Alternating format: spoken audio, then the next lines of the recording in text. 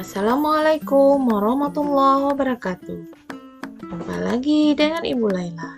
Kali ini kita akan membahas mengenai perkembangbiakan pada hewan di kelas 6, tema 1, subtema 2. Tujuan pembelajaran kita kali ini dengan menyimak video dari Ibu harapkan peserta didik dapat yang pertama menjelaskan perkembangbiakan hewan secara generatif. Yang kedua, peserta didik dapat menjelaskan perkembangbiakan hewan secara vegetatif. Perkembangbiakan hewan terbagi menjadi dua. Yang pertama, secara generatif atau kawin. Yang kedua, secara vegetatif atau tanpa kawin.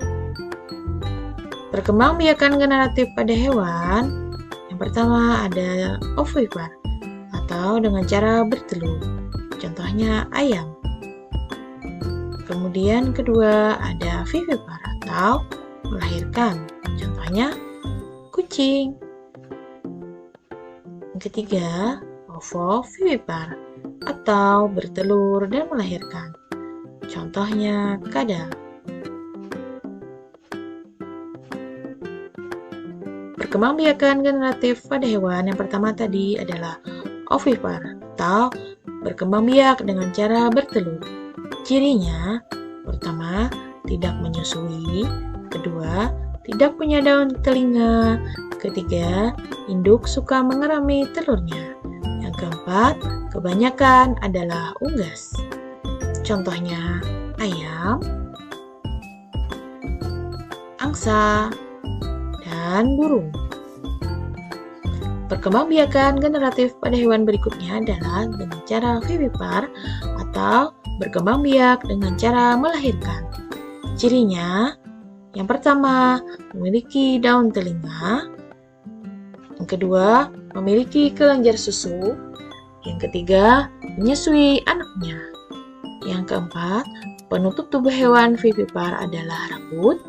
Yang kelima, tergolong hewan mamalia. Yang keenam, individu baru akan dikeluarkan atau dilahirkan dari tubuh induknya. Contohnya seperti gajah, kuda, sapi, dan kambing. Perkembangbiakan generatif pada hewan berikutnya ada ovovivipar atau bertelur dan melahirkan. Perkembangbiakan ovovivipar merupakan kombinasi dari ovipar dan vivipar. Adapun tumbuhannya terjadi di dalam tubuh induk hewan. Saat berada di dalam tubuh induknya, telur itu berkembang hingga menjadi hewan baru. Setelah menetas, calon anak tersebut akan dilahirkan keluar dari tubuh induk hewan. Contohnya seperti kuda laut, ikan hiu, ular, dan kadal.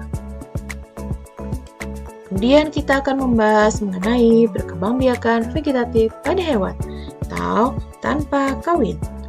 Yang pertama ada yang bertunas, yang kedua dengan cara fragmentasi, yang ketiga dengan cara membelah diri. Yang pertama kita akan membahas mengenai dengan cara tunas. Contohnya seperti hydra. Tunas kecil akan muncul pada tubuh induk hewan. Ketika sudah cukup umur, tunas tersebut akan berpisah dengan tubuh induknya dan akan membentuk individu baru. Contoh lainnya selain hydra seperti filum, porifera. Kemudian cara fragmentasi, yaitu dengan cara memotong atau memutuskan bagian tubuhnya. Contohnya seperti bintang laut, cacing pipih. Perhatikan perkembangbiakan secara fragmentasi yang terjadi pada cacing pipih. Bagian A, dia mulai memisahkan atau memotong tubuhnya. Kemudian potongan itu akan membelah menjadi dua. Begitu seterusnya, dari potongan-potongan itu akan muncul lagi individu baru, dan seterusnya. Kemudian Kemudian, perkembangbiakan vegetatif pada hewan tanpa kawin berikutnya adalah dengan cara membelah diri. Dilakukan oleh hewan bersel satu seperti amoeba. Cara induk hewan membelah diri adalah dengan membagi tubuhnya menjadi dua bagian sama besar. Ukuran hewan amoeba sangat kecil, sehingga hanya bisa dilihat dengan menggunakan mikroskop saja. Perhatikan video di bawah itu.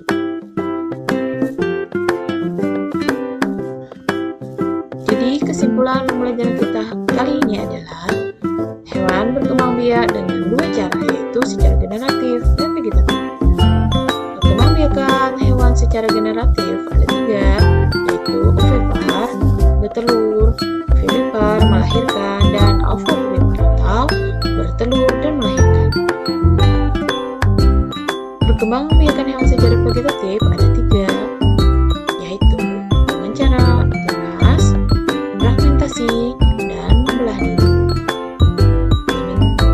Demikian video dari Ibu, semoga bermanfaat. Selamat belajar, sampai jumpa lagi. Wassalamualaikum warahmatullahi wabarakatuh.